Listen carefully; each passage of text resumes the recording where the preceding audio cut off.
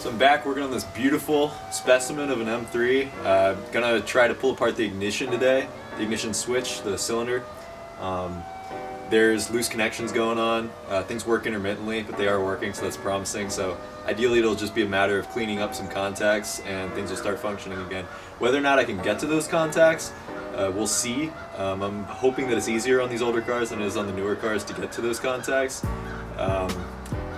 So we'll have to see when we get in there. Crossing my fingers. So a quick YouTube search revealed how to pull the cylinder out of the ignition switch itself. Oh boy. Get a load of this guy. What do you want, huh? What's up? Trying to get in on some Beamer action? Nah, I think she just wants to be fed. Got him. And she's cleaning the M3 filth off of her. Excellent. Bing.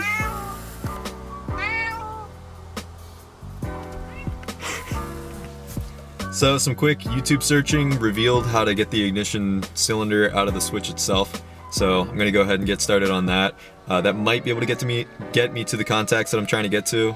If not, I can pull the plastic under tray out from under the steering column, and that should make it so I can see everything, inspect everything, maybe try to clean up some corrosion in there, because there's definitely corrosion. There's no ifs, ands, ors, or buts about it. So I'm gonna get started on that. I'll be sure to set up the camera somewhere where you can actually see what's going on, hopefully. So yeah, let's get started.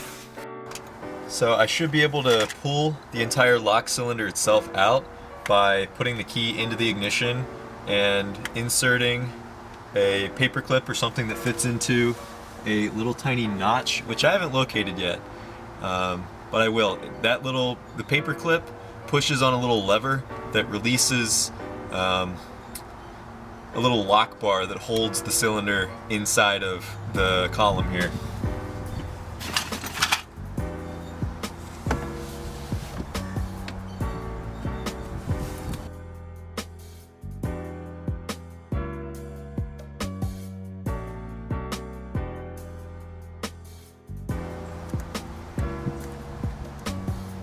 So it looks like this bezel, it's got two wires coming out of it. I'm assuming that's part of the security system where it's got the little chip in the key and it recognizes that chip to the car. It's coded to the car. So I'm going to be a little extra careful pulling this bezel off. I just wanted to get everything off so I could really inspect it, and it's a good thing I did, so I didn't go really prying on things. But now that this is off, I can definitely see the wires on the back side of this cylinder here. They're definitely very corroded.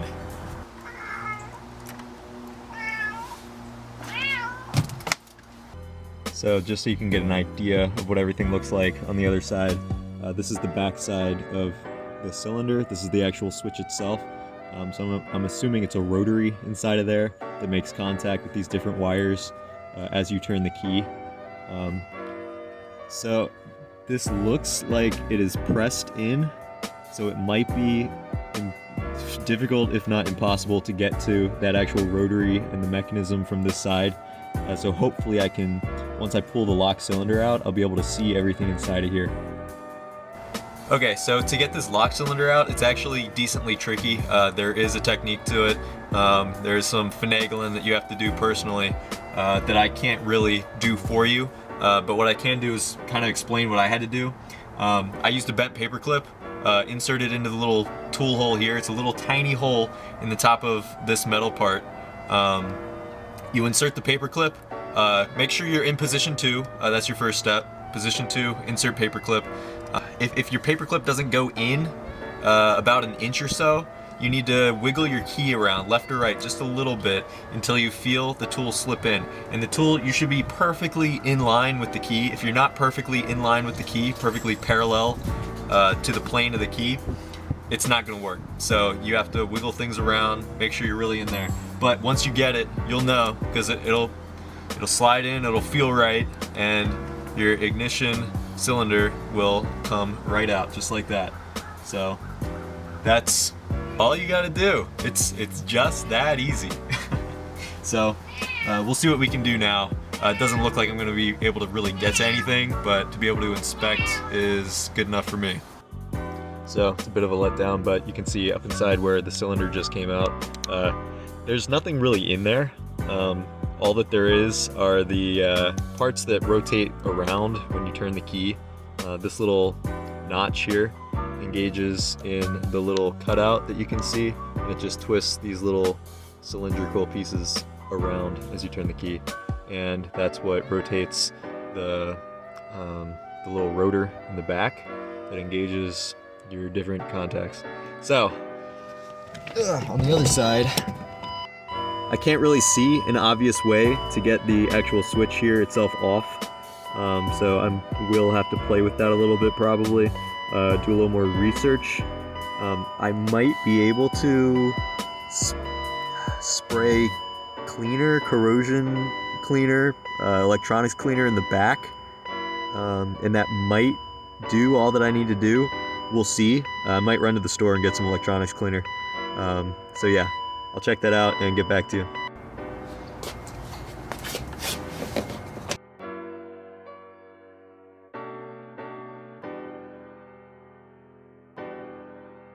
So I do have some good news. I thought that this ignition rotor and everything was bonded in here with like plastic bonded because I saw the red, but this is actually a bit of red putty. You can scrape this away and there's a little grub screw in there, and I believe there's one on each side. So if I scrape that off, I should be able to fit, I think it's a flathead, and unscrew those two little screws to release this whole switch assembly itself. So I'm gonna get started on that.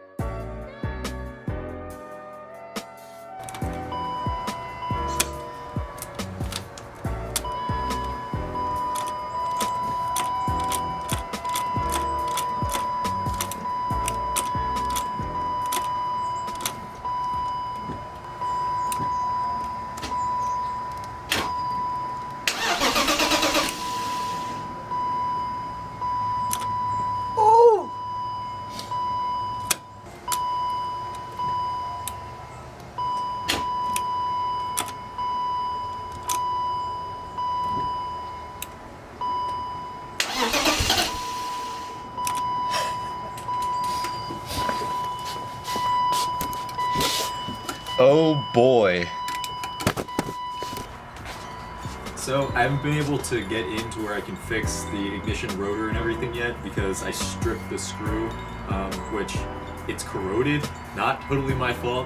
I sprayed WD-40, did everything that I could to it to try to encourage it to come out, wouldn't come out. But I sprayed electronics cleaner inside of the rotor, the ignition mechanism itself, to try to help clean up those contacts. I worked the key around a little bit, and I got it to where I can hold the key in just the right spot to where it will crank. So I'm gonna run and go get some gas. I'm gonna fill it up, and I should be able to get it to start.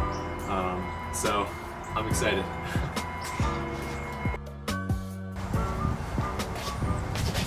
All right, let's see what she'll do.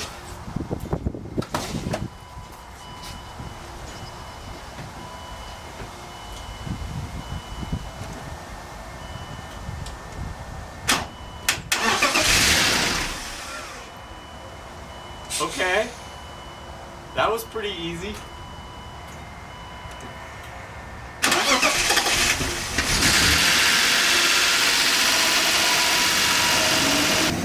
So I do have to hold the key in just the right spot for it to run, but it is running, it is idling.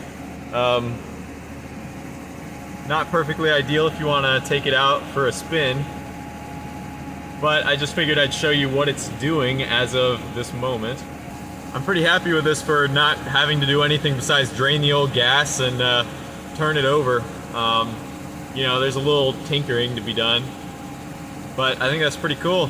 It doesn't sound too bad. It's pretty noisy, but I think it has every reason to be. It's in the mid 40s right now, degrees Fahrenheit, and she hadn't run in probably 2-3 years.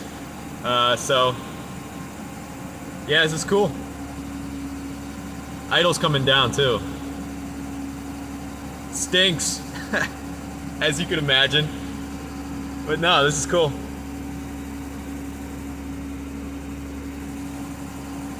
Something's burning off. It smells bad. It smells like oil. Oh, you know what that is? That's the oil I put in the cylinders. Well, that's fine then. I'll take it. There we go. Look at that. Hopefully it doesn't stall out. It does sound like the power steering whines a little bit, which it probably drained all its fluid out. It did look like it was there was a lot of seepage out the bottom of the power steering reservoir and everything, so I think that's what that whirring sound is, but that's cool. Lifters are very loud, as you could imagine. I'm wondering if should I get it all the way up to temperature? It's gonna be a long time sitting here holding this key like this, but yeah, there's one or two really noisy lifters. It needs to be run, it needs to be revved out.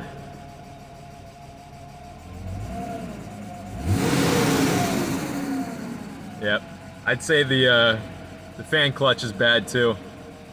Sounds like it's stuck. Yeah, that's pretty cool. I'm happy with that.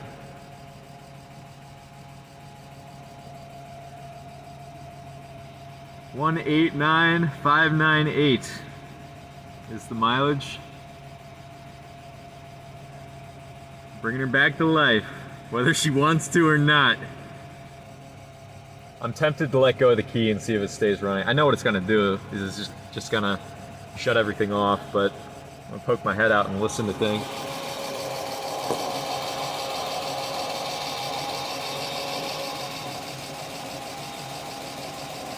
It's a smooth motor, even if it is noisy and old and tired. Yeah, I'm pretty sure that's the power steering pump. This thing would quiet down a lot. A lot of that tapping might be due to Vanos too. It might need the Vanos rebuilt, which I don't believe is too big of a deal on these old engines. I don't think I'm going to be the owner to get to that. I'm thinking I might, once I get this car a little more turnkey, I'll just list it for sale and get money back out of it and move on to the next project. Because this car, the TLC that it needs, is a little more than I have to give. Temperatures come up just a tiny itty bitty bit. Heard a little bit of a misfire there. Some of those spark plugs that I pulled out did look a little bit, there's a little bit of carbonation on some of them. Nothing too crazy, but the exhaust. Saw a little bit of white smoke. Yep, move the key. Everything's shut off. Alright, well, I think that's good enough for me. Everything's still looking good. Nothing strange going on. A little bit of warmth. Move it up a little bit. Nothing draining out. It's always a plus. Cool.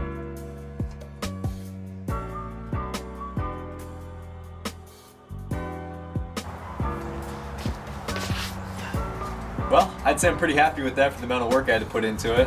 It's just a matter of deciding now whether or not I replace the ignition switch and everything itself. It'll require drilling out those grub screws because they have welded themselves in place, no doubt about it. So hopefully, maybe the electronics cleaner will work its way in a little bit and clean things up. Maybe it'll miraculously start working. I doubt it. But it worked enough to get the car to start and run for a little bit, which she hasn't done in a very long time. So that's cool. I'm happy with this. I'm optimistic for for it working. Again, as soon as I can get it to where it's turnkey, I think I'll just sell it, pass it on to someone who can give it a little more care and affection, and put the money towards another project. So, cool. Thanks for watching. Appreciate it.